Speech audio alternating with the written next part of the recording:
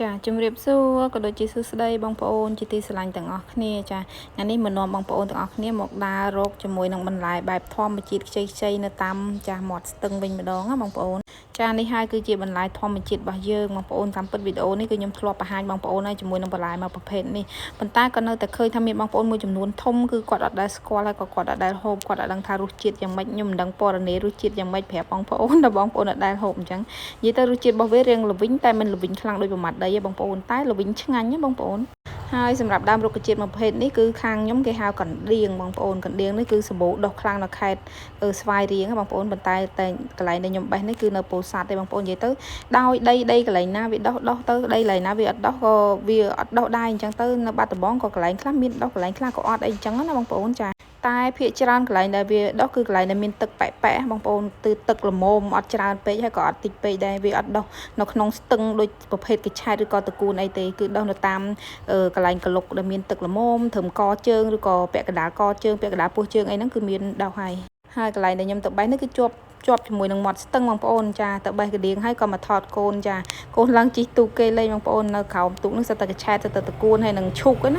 ាដោយសារតែឃើញទូកគេទុកចោលចាម្ចាស់គេអត់នៅចាអញ្ចឹងកូនខ្ញុំក៏គាត់ឡើងជិះលេងទៅហើយនេះកូនបងគឺកំពុងតែឈោងដៃបេះស្លឹកឈូកខ្ញុំឲ្យកូនខ្ញុំគាត់ទៅបេះស្លឹកឈូកដើម្បីយកស្លឹកឈូកនោះមកខ្ចប់ជាមួយនឹងដើមកណ្ដៀងរបស់យើងទុកក្នុងគូតឡានដោយសារតែមកគឺអត់បានដាក់ធុងឬដាក់អីយកមកដាក់កណ្ដៀងអីអញ្ចឹងណាចេញមកដឹងថាតែថាមកបេះកណ្ដៀងដែរប៉ុន្តែអត់បានដាក់អីយកមកដាក់អត់យកធុងយកកញ្ឆែងយកអីមកដាក់អញ្ចឹងក៏ឲ្យកូនបេះស្លឹកឈូកយកមកខ្ចប់អញ្ចឹងទៅប្រភេទរុក្ខជាតិមួយប្រភេទនេះគឺអត់សូវមានអ្នកស្គាល់ទេអត់សោះតែម្ដងសម្រាប់ប៉ែកខាងយើងបើប៉ែកខាងខេត្តស្វាយរៀងគេស្គាល់គ្នាច្រើនឥឡូវឃើញថាខ្ចប់កណ្ដៀងមកដល់ផ្ទះហើយមកបេះស្លឹកចេញសម្រាប់កណ្ដៀងគឺយើងបេះស្លឹកចេញដូចតកួនអញ្ចឹងសម្រាប់ខ្ញុំគឺខ្ញុំយកដើមវារាងវែងដើមវាអត់តែខ្ចីល្មមគឺខ្ញុំយកហើយប៉ុន្តែខ្ញុំឃើញអ្នកខ្លះគាត់បេះយកតែត្រួ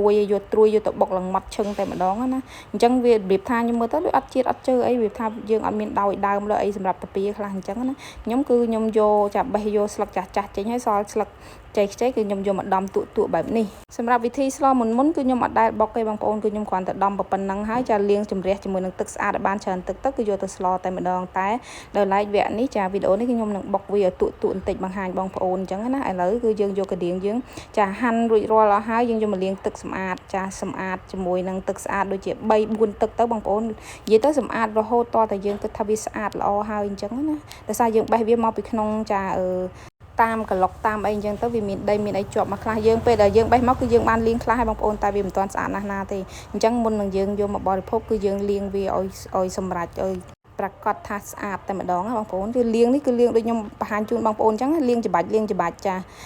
ាច្បាច់មុំអត់ច្បាច់ខ្លាំងទេឥឡូវគឺខ្ញុំយកមកបុកបង្ហាញបងប្អូនសម្រាប់បុកនេះគឺយើងបុកអត់ឲ្យម៉ត់ខ្លាំងទេបងប្អូនដោយសារតែយើងបានដំវានៅលើជ្រុញខ្លះហើយអញ្ចឹងខ្ញុំបុកមុំទូមុំញុំទេណាសម្រាប់ចាស់គាត់ចូលចិត្តបុកបែបនេះដោយសារតែដើមកណ្ដៀងវារៀងស្វិតដែរចាស់គាត់អត់សូវមានធ្មេញតាពីអញ្ចឹងគាត់បុកឲ្យបែបនេះទៅដល់ពេលដែលយកទៅស្លគាត់ស្រួលក្នុងការគាត់ពិសាព្រោះគាត់អត់សូវមានធ្មេញតែបើយើងក្មេងៗដូចខ្ញុំបង្ហាញនៅវីដេអូមុនអញ្ចឹងយើងមិនបាច់បុកក៏បានដែរគ្រាន់ថាវីដេអូនេះខ្ញុំចង់បុកបង្ហាញបងប្អូនណាពេលដែលខ្ញុំបុកទូប៉ុណ្ណឹងហើយខ្ញុំក៏ដាក់ជាមួយនឹងអំបិលម៉ត់ដើម្បីធ្វើការច្បាច់វាឲ្យវាចេញជាតិល្វីងនឹងចេញខ្លះអញ្ចឹងបងប្អូនចាស់ក្មេងៗគឺគាត់ស្រួលញ៉ាំបានអញ្ចឹងទៅនៅពេលដែលខ្ញុំធ្វើកណ្ដៀងច្បាច់ពូតទុកមួយឡែកហើយខ្ញុំក៏មកបង្ហាញបងប្អូនជាមួយនឹងសាច់វិញម្ដងសម្រាប់សាច់បងប្អូនចង់ប្រើជាសាច់3ជាន់បែបនេះក៏បានឬក៏បងប្អូនចង់ប្រើជាឆ្អឹងជំនីជ្រូកក៏បានដែរដូចខ្ញុំមុនគឺខ្ញុំចំណាំស្ងោរជាមួយនឹងឆ្អឹងជំនីជ្រូកចាតែវគ្គនេះគឺខ្ញុំចង់ច្រាំសាច់ឲ្យម៉ត់វិញម្ដងច្រាំសាច់3ជាន់យកទៅស្ងោរដូចយើងស្ងោរស្អំឬក៏ស្ងោរស្លឹកបាសស្ងោរផ្ទៃអីធម្មតាអញ្ចឹងបងប្អូនយើងប្រើសាច់3ជាន់ហើយយើងច្រាំឲ្យវារាងម៉ត់បន្តិចទៅចាហើយក៏សូមអធិស្ឋានបងប្អូនទាំងអស់គ្នាផងដោយសារតែមានសម្លេងរំខានអ្នកជិតខាងខ្ញុំគាត់ធ្វើផ្ទះអញ្ចឹងណាគាត់កាត់ដែកកាត់អីអញ្ចឹងទៅក៏លឺសូមបន្ទាស់ងងចាឥឡូវឃើញថាសាច់ជ្រូករបស់យើងគឺល្មមគួរសមហើយបងប្អូនទាំងអស់គ្នាបន្ទាប់ពីឃើញថាសាច់ជ្រូកយើងម៉ត់ល្មមហើយខ្ញុំក៏យកខ្ទឹមយកមកចិញ្ច្រាំក្បែរសាច់ជ្រូកនឹងតែម្ដងទៅចាអត់យកសាច់ជ្រូកទៅណាទេទុកនឹងដែរបន្ទាប់ពីចិញ្ច្រាំខ្ទឹមរួចរាល់ហើយយើងក៏មកមើលឆ្នាំងដើម្បីដាក់ដាំទឹកស្លវិញបងប្អូនចាសម្រាប់ម្ហូបមួយមុខនេះយើងអត់ស្ងោរយករាវពេកយើងយកឲ្យវាខាប់ល្មមអញ្ចឹងហើយយើងអត់ដាក់ទឹកច្រើនទេគឺខ្ញុំដាក់ទឹកតែល្មមទេចាបើកភ្លើងដាក់ឆ្នាំងចូលតែម្ដងបងប្អូនចាដាំទឹកឲ្យពុះទៅនិយាយទៅរបៀបស្ងោរគឺដូចតែយើងស្ងោរប្រមាត់ដីស្ងោរអីញ៉ាំធម្មតាឯងបងប្អូនចាយើងបង់ជាមួយនឹងខ្ទឹមចិញ្ច្រាំរបស់យើងដាក់ចូលមិញហ្នឹងឯងចាហើយខ្ញុំភ្លេចបង្ហាញប្រាប់បងប្អូនចាវគ្គនេះគឺខ្ញុំមានត្រាវបងប្អូនចា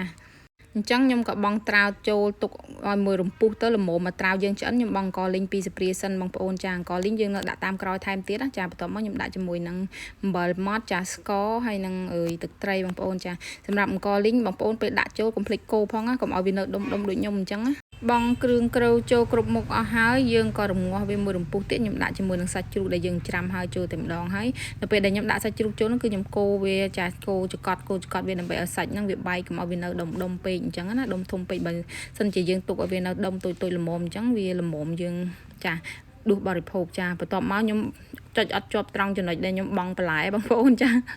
មកដល់កន្លែងនេះគឺបង់បន្លែហើយខ្ញុំក៏ថែមជាមួយនឹង